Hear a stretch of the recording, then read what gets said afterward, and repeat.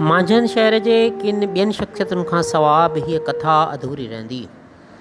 M H. Panwar पंहिंजे किताब आप बीती जगबीतीअ में पंहिंजे हिकिड़े मुहसन मांझंद वासी उस्ताद जुंदनाणी साहब जो ज़िक्र वॾे एतिराम सां कयो आहे। हू साइंस जे मिड़नि ई सब्जेक्टनि ते यगानो उस्ताद हो। बक़ौल पंवर साहब जे मुंहं में किताब पढ़ण जो शौक़ु बि उन विधो। हर मौज़ूअ ते ज़ाती लाइब्रेरी मां किताब ॾींदो हो। मेहड़ खां बदिली थी मांझंद वियो। जुलाई 1940 में संदसि घरवारी कालरा विघे मरी वई त उज़ुर ख़्वाहीअ लाइ वयसि। उन वक़्तु मांझंद में कालरा तबाही मचाए छॾी हुई। उनखे साधू ऐं मुर्शिद मञींदो आहियां। मांझंद वटां लंघंदे मूंखे सिक लॻंदी आहे त अदब विचां संदसि घर जे चांवट ते ॿई हथ वञी रखां। हू 1968 में राजकोट में देहांत करे वियो ऐं वसियत करे वियो त मुंहिंजी रख खे मांझंद वटां सिंध में लोड़िजो। सिंधी लिसानियात जे माहिर मुरली जेटली जा नानाणा बि मांझंद वासी हुआ। 1980 धारे इंडिया मां सिंध आयो त मदद अली सिंधीअ सां गोबंद राम जो मंदरु ॾिसणु मांझंद आयो हो। इश्तियाक अंसारी ऐं अब्दुल्ला मक्सी साहब मूजिबि मांझंद जा काफ़ी सिंध वरकीब जिन जूं कोठियूं जापान, सिंगापुर, इंडोनेशिया, ॾखण अफ्रीका, चीन तोणे हांगकांग में हुयूं, हितां जा नामियारा रहंदड़ हुआ। हितां जे नामियारनि रहंदड़नि में ॿिया जेके ख़ासि माण्हू आहिनि उन्हनि में सेठ मघरमल जेको मांझंद म्यूनिसिपालिटी जो सदर बि हो। तेलके लोकल बोर्ड जो नाइब सदर बि रहियो। संदसि हिकु भाउ मुस्लमान थियो शेख दीन मोहम्मद, जेको पोइ कोटड़ीअ लॾे वियो। उते ई शादी करे गुज़ारियईं। सेठ खटूमल, संदसि पुटु गंगाराम ऐं नथूमल। गंगाराम जो पुटु सेठ वाधूमल, नथूमल जो पुटु रतूमल कराचीअ में कंपनियुनि जा वॾा वापारी हुआ। सेठ खियलदास ऐं सेठ ईसरदास वलद वरंदमल। खियलदास गद्दाणी पंचायत जो सदर बि रहियो। ईसरदास कराची काटन एसोसिएशन जो सदर ऐं सिंध असेंबली जो मेंबर बि रहियो।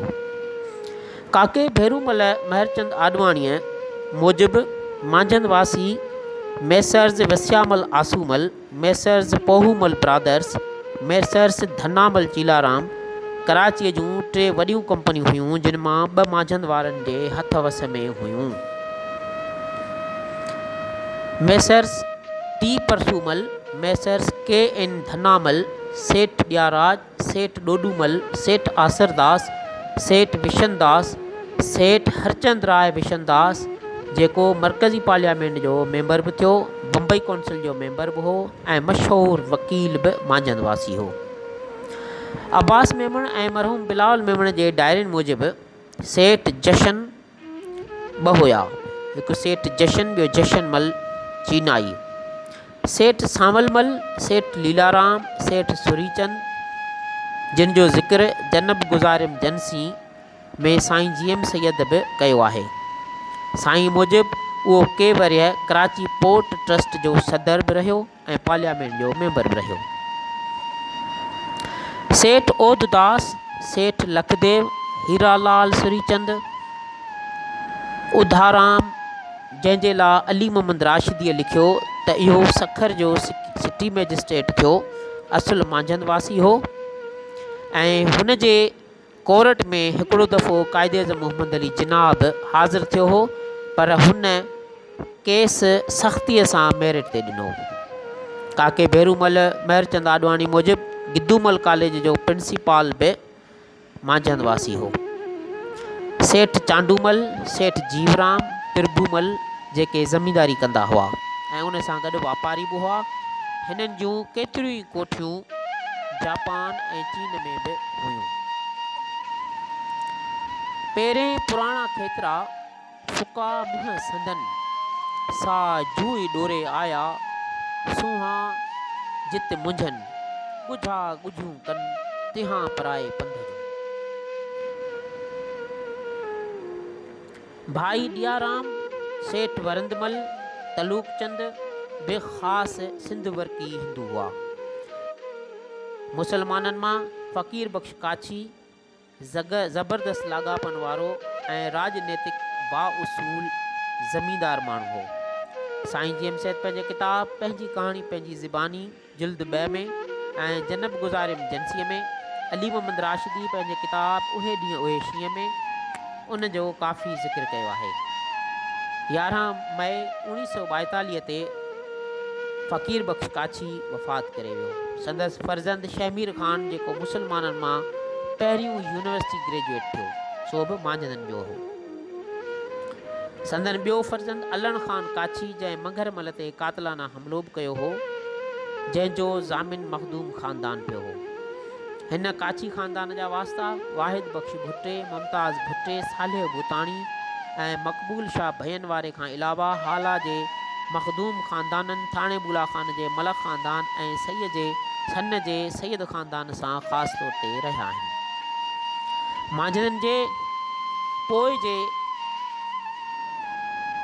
भलोड़ माण्हुनि में सिराई रशीद अहमद भट्टी, हाजी फ़तेह मोहम्मद मेमण, वॾेरो अलाॾनो मांझंद, ठारू मेमण, शेर मोहम्मद मांझंद, जेके मांझंद म्यूनिसिपालिटी जा मेंबर बि रहिया ऐं ख़िलाफ़त ऐं कांग्रेस तहरीक में सरगर्म कारकुन रहिया, जिन जो ज़िक्र साईं जेम्स पंहिंजे किताबनि महाल मांझंदनि जो तइलीमी जाइज़ो ऐं पंहिंजी कहाणी पंहिंजी ज़बानी में कयो आहे।